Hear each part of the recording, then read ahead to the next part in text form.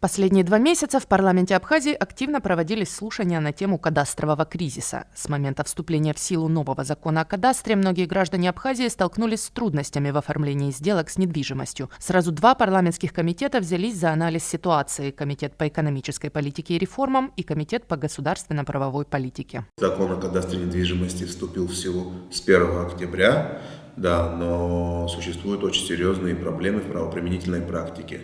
Да, и люди жалуются, обращаются к нам, прежде всего с такой проблемой, что те действия нотариального характера или иного характера, которые они планируют совершить или пытаются совершить со своей недвижимостью, не получается реализовать.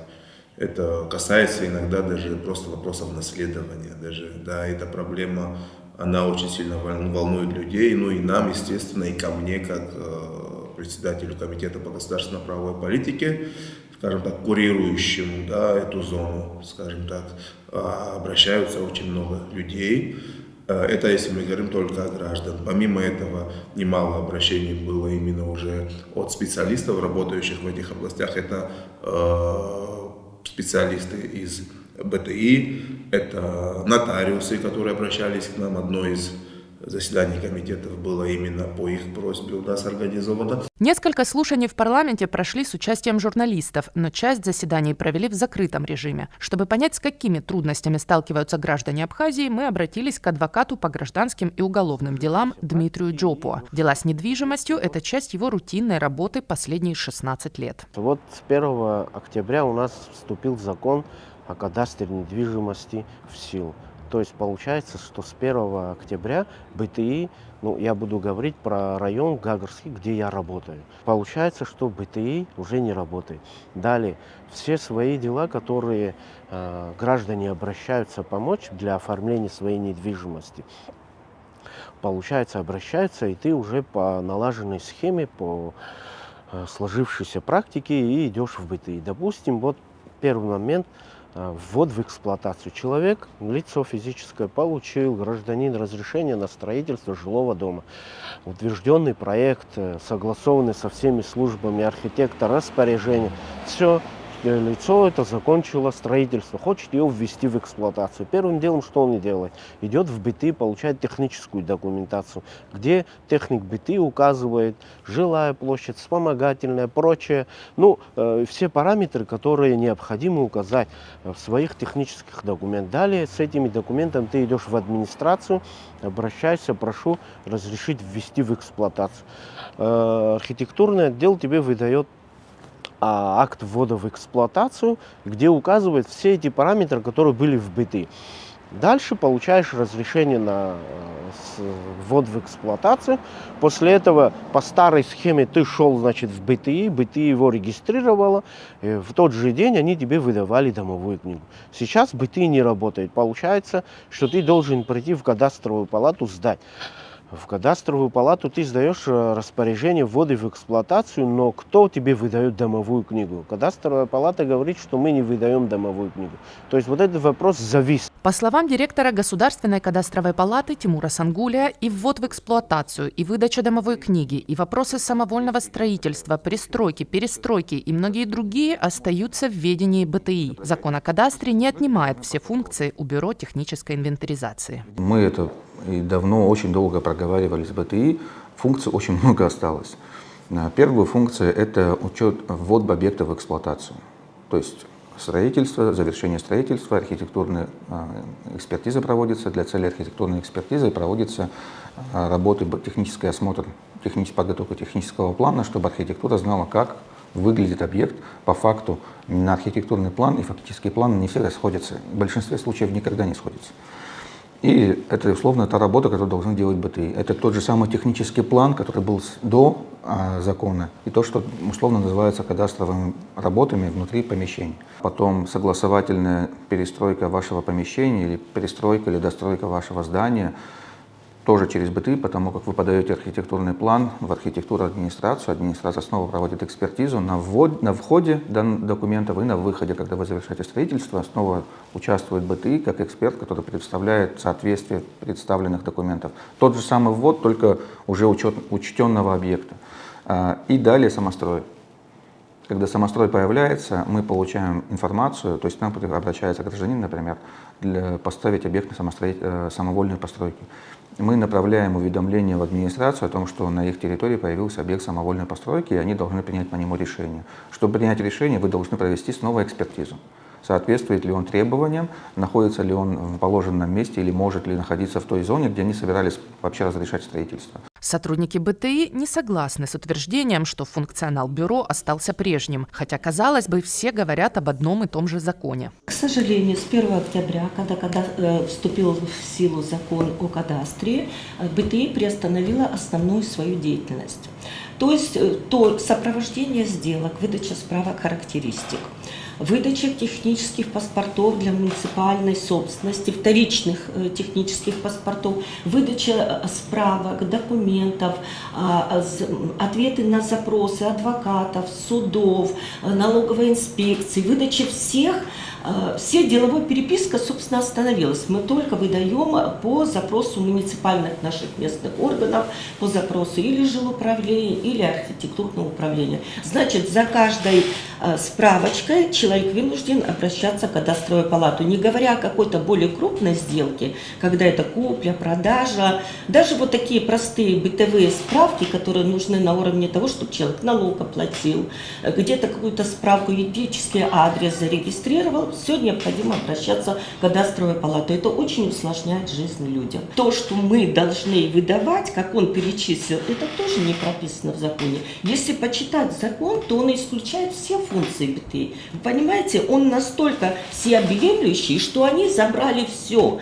А где здесь прописано? А где вот есть положение, что вот на разграничение полномочий отдать БТИ вот это, вот это, вот это. Да нет, если вот читать от корки до корки, нету ничего, да, БТИ, ничего не числится, ничего мы не должны делать. Сухумская БТИ не препятствует работе кадастровой палаты. 2 сотрудницы архива БТИ приняты в штат, обеспечены сканером и по запросу отправляют материалы в кадастровую палату. Аналогичное сотрудничество налажено во всех районах, кроме Гудаутского. Пока мы работаем по запросам. Некоторые БТИ являются в какой-то степени нашими сотрудниками, то есть частично перешли к нам. Там это Гальская, Чемчирская, Гулерипская. Взаимодействуем с Сухумской, потому что там несколько сотрудников из архивариусов, в том числе являются нашими сотрудниками. Мы делаем запрос к ним, они предоставляют нам сведения, и мы далее работаем с этими сведениями. С Гагрой у нас более-менее нормально налажена тоже схема, то есть чуть дольше пришлось с ними налаживать, чем с остальными регионами. И вчера тоже мы доналаживали, то есть это каждый день. Там у них просто еще сложнее ситуация сама по себе, структура организации работы. У них есть Гагрское отделение БТИ, есть Сандрипское отделение, тоже крупное, там 2-3 тысячи объектов находится отдельно, то есть они разделены между собой. Есть еще Пицунда отдельно, у них свой не БТИ, но у них там находится землеустройство отдельно. Поэтому много разных архивов. Район большой и очень протяженный получается. В Гудауте есть какие-то проблемы? С Гудаутой у нас нет доступа к архиву пока что. Мы не хотим создавать конфликтную ситуацию. Мы обратились к главе, официальное письмо, есть постановление Кабинета министров о предоставлении доступа к архивным материалам. Мы направили письмо с этим постановлением и ожидаем ответа. Тимур Сангули объясняет, что сложности на начальном этапе работы кадастровой палаты связаны еще и с тем, что перед ведомством стоит крайне трудоемкая задача – объединить множество разрозненных реестров в один. Мы перенесли реестры, то есть реестры муниципальной собственности, реестр государственной собственности, частной собственности, регистрация сделок, после сделок, регистрация недвижимости. Это все перешло в единый реестр недвижимости у нас. То есть раньше было, знаете, сколько реестров? То есть госком имущество вело свой реестр государственной собственности. Далее муниципальная собственность, это 117-е постановление, частной собственности. Далее еще 155-е постановление, которое регулировало дополнительный список этих реестров. И еще 9-е постановление, которое еще одно дополнительный список. И далее идет в каждом муниципальном образовании собственный реестр, который велся БТИ. То есть там не велся конкретный реестр недвижимости, там уже регистрация объектов производилась и велось инвентарное дело по отдельному объекту. и в какой-то степени велся реестр. Главный инженер Сухумского БТИ Елена Гуля считает, что кадастровая палата взяла на себя слишком много функций и поэтому пока что справляется с трудом. А зачем вам такой объем работы, когда есть организация, когда серьезно может этим заниматься? У вас основное направление, вам учет земель, вам учет и регистрация домовладений. Вам столько работы необъемные. Вы хватаетесь за сделки, за техпаспорта вторичные, за выдачи справок, да сосредоточьтесь на той основной проблеме и той задаче, которую вам поставили. Учет, регистрация, кадастрирование, в конце концов, все, что касается стоимости кадастровой, это в первую очередь, я вижу, читаю закон, это прописано, что это должно быть. Без этого даже начинать нельзя было бы работы, пока это не доработано все. Требование закона об указании кадастровой стоимости объекта при оформлении сделок тоже стало камнем преткновения для исполнителей. Нотариальное сообщество разделилось. Большинство нотариусов отказываются оформлять сделки без указания кадастровой стоимости или из-за ошибок в документах, представленных кадастровой палатой. Если ранее 24 государственных нотариуса Абхазии совершали в среднем от 150 до 300 сделок в месяц, то за последние 2 месяца с момента вступления в силу закона о кадастре всего 40 сделок совершено по всей республике. Директор кадастровой палаты Тимур Сангулия настаивает, что для совершения сделки купли-продажи кадастровая стоимость не нужна. Дело в том, что кадастровая оценка не нужна. Для цели сделки она не нужна. Есть 3 документа, которым нужно руководствоваться при сделках. Первый документ – это Гражданский кодекс. 413 статья говорит, исчерпывающий набор данных для того, чтобы провести сделку – это договорная цена между клиентами. То есть один продавец и один покупатель договариваются о цене, это самая существенная часть сделки. Закон о госпошлине являлся регулятором, который позволял государству компенсировать какие-либо очень низкие сделки через другой инструмент, так называемую инвентаризационную оценку, государственную оценку недвижимости. Но мы убрали эту статью, как это условно было убрано совместным решением для того, чтобы обелить сделки, чтобы люди не занижали искусственно свою стоимость недвижимости. Фиксированная пошлина для сделок купли-продажи – еще одно нововведение правительства. Раньше пошлина составляла 2% от суммы сделки. Из-за этого многие занижали стоимость объектов в договоре купли-продажи. Фиксированная пошлина в размере 2 или 4 тысяч рублей была введена именно для того, чтобы побороть эту негативную практику и защитить права сторон в случае возникновения имущественного спора. Вместе с тем, вопрос сделок с дарением и наследованием остается открыт, потому что там пошлина не фиксированная. Вот с наследством тоже беда. Почему? Потому что у меня первый запрос, который я сделал, это был по наследству. До сих пор я не получил ответа. Это уже больше, 13 октября я сдал. Вот уже сколько времени. То есть нету. Помимо этого я разговаривал с нотариусами. Они говорят, что в документах, которые должны быть выданы кадастровой палате, необходимо указать его оценку. Инвентаризационную, кадастровую, любую. Чтобы нотариус в дальнейшем мог рассчитать госпошлину, которую гражданин должен заплатить. Получается, что кадастровая палата пока, насколько я знаю, не имеет права делать какую-либо оценку. Вроде бы у них нет этого разрешения. То есть получается, что если даже они выдадут документы без оценки, нотариус его не примет. Скажет, извините, не могу рассчитать госпошлину и, грубо говоря, вернет. Гражданину откажет на этом основании. Председатель кадастровой палаты объясняет, что такие сделки совершаются как раньше, на основе инвентаризационной оценки, которую предоставляет БТИ. Что касается сделок других, дарения, вступления в наследство в определенных типах, там требуется все еще иметь инвентаризационную оценку для того, чтобы исчислить вам пошлину, потому как так как там нет существа, то есть договорной какой-то либо цены, только с нее можно и начислить. Закон о госпошлине говорит о том, что инвентаризационная оценка есть, ее проводят 3 разных органа. Это БТИ, местная администрация в случаях, когда не проведена инвентаризация данного объекта либо данной территории, либо страховые организации, коих у нас нету пока что. По словам адвоката Дмитрия Джоупо, еще одна проблема, возникшая в связи с прекращением работы БТИ, это избрание меры пресечения в уголовных делах. По уголовному делу задержан человек, и я, как защитник, прошу избрать меру пресечения, домашний арест. Для того, чтобы я просил суд избрать домашний арест, я его родственника, отца, там, брата отправляю в БТИ, чтобы взять справку. То есть, если у него есть домовая книга, это не правоустанавливающий документ. Правоустанавливающий документ – это справка с БТИ о том, что за тобой числится жилое помещение, квартира, жилой дом, там, гостевой дом, без разницы, есть где жить. То есть эта справка мне нужна быстро, потому что меру пресечения избирают в течение 3 суток. То есть человек пришел в БТИ, ему дали справку, то есть я в этот же день, когда его отправил в БТИ, у меня есть эта справка. А здесь и сейчас что мне делать? Когда мне выдадут эту справку, БТИ нет. То есть кадастровая палата, как это будет вопрос решать? Вопросов у адвоката Дмитрия Джопуа еще очень много. Кто теперь выдает ордер или право собственности на коммерческий объект? Не только БТИ, но и отделы приватизации в районах прекратили свою работу и направляют всех в кадастровую палату. На сегодняшний день у меня есть 14 запросов, пока ни на один не получил. То есть это я отправлял на протяжении 1,5-2 месяца. Но с 13 октября, начиная по сегодняшний день, у меня 14 запросов.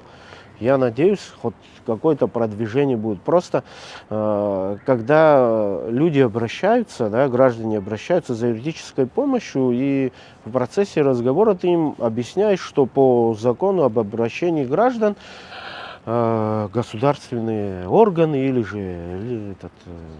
должностные лица должны ответить на твой вопрос в течение 30 дней. А тут уже получается больше 30 дней и начинают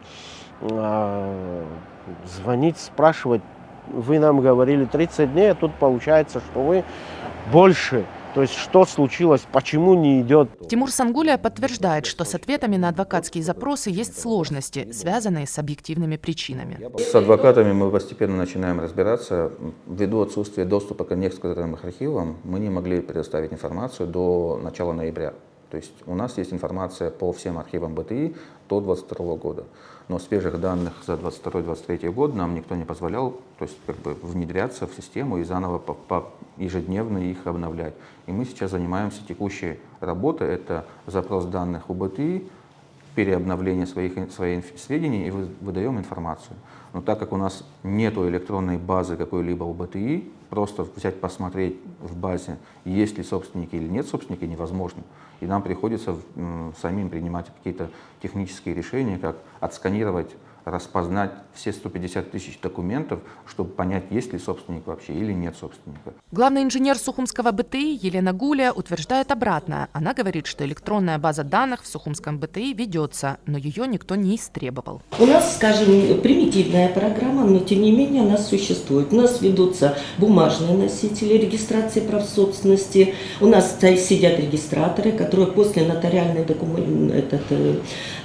контор занимаются регистрацией. Это все вносится в электронную базу. Сегодня, если вы назовете имя, фамилию собственника, выйдут и ваши данные, где вы проживаете, и какая собственность за вами числится, и в какой реестр это входит. У нас есть такая электронная база. Вы ее передавали, когда Кто не спрашивал? У нас никто не спрашивал ее даже.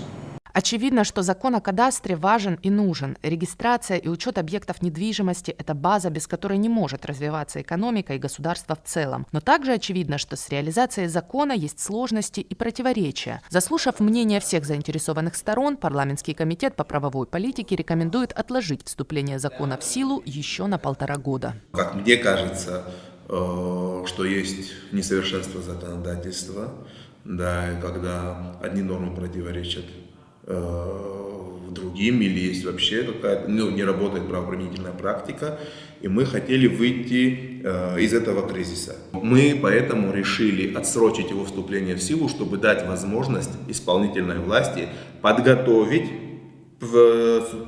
проекты, которые позволят ему работать, а нашим гражданам в это время, соответственно, осуществлять различные сделки со своей недвижимостью. Кадастровая палата говорит о том, что, и, собственно, мы когда встречались еще и с представителями исполнительной власти, а именно Кабинета министров, они говорят о том, что есть определенный проект закона, который позволит выйти из ситуации. Мы предложили им этот проект внести, но мы ждем его уже 2 месяца, а проблемы только ухудшаются, количество людей, жалующихся, увеличивается. Решение об отсрочке вступления закона в силу поддерживает уполномоченная по правам человека в Абхазии Анна Скишмария. Количество обращений в наш институт увеличивается, и картина обращений гораздо больше, нежели мы ее декларируем. Люди недовольны ситуацией, потому что действительно не понимают, куда им обращаться с их проблемой, а оформление этих документов стало проблемой. Люди объединяются в группы, приходят со своими заявлениями, с подписями. Мы обратили внимание Народного собрания парламента к этой ситуации, мы обратили к президенту с анализом этих проблем. И мне отрадно, что комитет, который проходил не так давно, пришел к решению тому, что нужно, скорее всего, откладывать вступление в силу этого закона, потому что влечет за собой много сложностей. Принимая общественно значимые решения, необходимо иметь в наличии готовую инфраструктуру для их реализации. Директор кадастровой палаты Тимур Сангулия категорически не согласен с предложением об отсрочке вступления закона в силу. Он считает, что такое решение мало того, что не даст позитивных результатов, но приведет к еще большему коллапсу. А в ней нет механизма временного переходного периода. То есть на весь период, который озвучивается, никаких процедур не предусмотрено, дополнительное наполнение системы не предусмотрено, взаимодействие органов не предусмотрено, работа самой функционера организации не предусмотрена. Более того, утверждение идет из самого же парламента, чтобы распустить большую часть штата на время приостановления. Это получается еще и людей распускаем, увольняем и заново будем набирать в первый день, когда вступит обратно закон в силу. Более того, уменьшить бюджет организацию поставить тоже на паузу, в большей степени и руководствоваться другим законом, на основе которого можем функционировать, отменить наш устав, который был бы Кабинетом министров принят, отменить все постановления Кабинета министров до этой даты и якобы вернуть обратно в ту же секунду отмененные постановления Кабинета министров, что, кстати, не произойдет. То есть в течение месяца или 2 до января или февраля месяца вообще сделки не будут проводиться. Документы не будут производиться, не выдаваться, и БТИ не будет иметь права производить эти сделки, выдавать документы, нотариусы проводить сделки, потому что 117-е постановление будет отменено, а чтобы его принять, решение парламента недостаточно. Тут должен Кабинет министров собраться, вернуть документ, рассмотреть его, аппарат президента должен его утвердить, спустить, премьер должен его подписать и только тогда запустить. Премьер-министр Владимир Делба также убежден, что отменять уже вступивший в силу закон бессмысленно. Его нужно дорабатывать. Для чего приостанавливать закон? Действие уже вступило в силу, и по нему принято большое количество нормативных актов. Ну и второе, наверное, то же самое, одно из главных. А что произойдет после 1 июля 2027 года, через 1,5 года? Ни приостановление, ни отмена, не об этом, на мой взгляд, надо говорить, а для того, чтобы закон еще лучше и более эффективнее стал работать, наверное, туда, скорее всего, нужно вносить поправки. Изменения нужно сделать, точные настройки.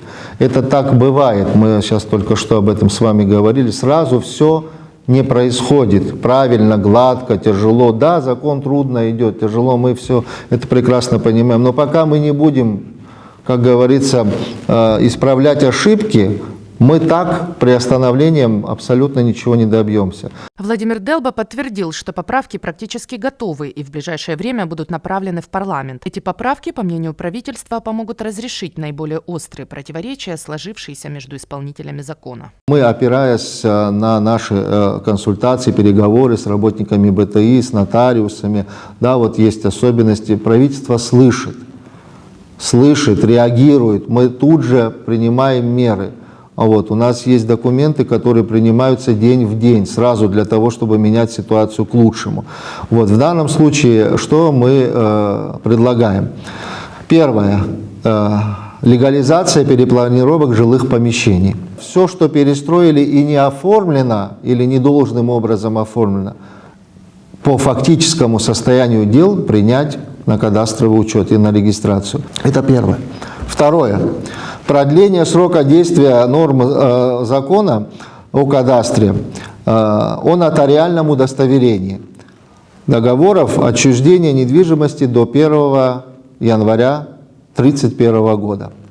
И установление срока на подачу сделок на регистрацию после нотариуса в 90 дней, чтобы сделка после нотариуса предоставлялась в кадастр.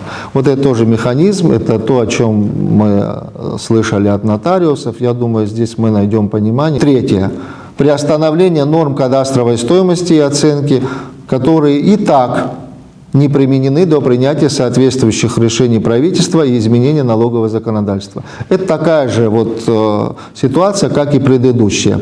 Там у нас по-разному мнения складываются, да? Ну, для того, чтобы однозначно это было, приостановить это. И четвертое. Закрепление за БТИ наравне с кадастровой палатой функций по выполнению кадастровых работ. Вот тоже важный аспект. Да, в отношении частных объектов недвижимости по подведомственным территориям. Вот. Это снизит сроки выполнения, вот, ну и, соответственно, но при одном условии, что расценки по, или стоимость кадастровых работ обязательно будет установлена правительством, и она будет одинакова по всей территории Республики Абхазия. Ну и, соответственно, мы предлагаем утвердить единый устав Бюро технической инвентаризации. Вот такие предложения, на мой взгляд, позволят быстрее реализовывать закон о кадастре, снимут разногласия и дадут возможность регистрировать нашу недвижимость, в том числе и государственную. Председатель Комитета по правовой политике Дауд Худаба подчеркнул, что предложение об отсрочке вступления закона в силу – это вынужденная мера, на которую комитет пошел в отсутствие альтернативных предложений от исполнительной власти. Если поправки все-таки будут представлены до ближайшей сессии, то депутаты готовы рассмотреть оба варианта. Ничего хорошего в том, что мы сегодня переносим вступление в силу данного закона, я не вижу. Но я считаю, что это просто на сегодняшний день объективная необходимость. Я с этим проектом ждал, получается, 2 месяца, я его не вносил, в надежде на то, что будет какая-то поправка, которая позволит нам решить вопрос по-другому. Ее не было, и приходится уже вмешиваться нам, наверное, Народному собранию, депутатам, для того, чтобы разрешить ситуацию. Я от себя хочу добавить, что сессия не завтра, не послезавтра, и, естественно, мы обязаны будем принять, и, честно, я вам скажу, что с облегчением приму, если будет какой-либо проект от исполнительной власти, который мы сможем уже рассматривать как альтернативный. Да, и потом уже коллеги решат действительно, какой из проектов поддержать. Таким образом, судьба нового закона о кадастре решится на ближайшем заседании сессии парламента. Закон либо будет отложен еще на 1,5 года, либо депутаты примут пакет поправок, а исполнительная власть постарается наладить более эффективную работу. Надежда Боровикова, Сасрыква Гуха, Евгений Сильченко, Владимир Капуза, Абаза ТВ.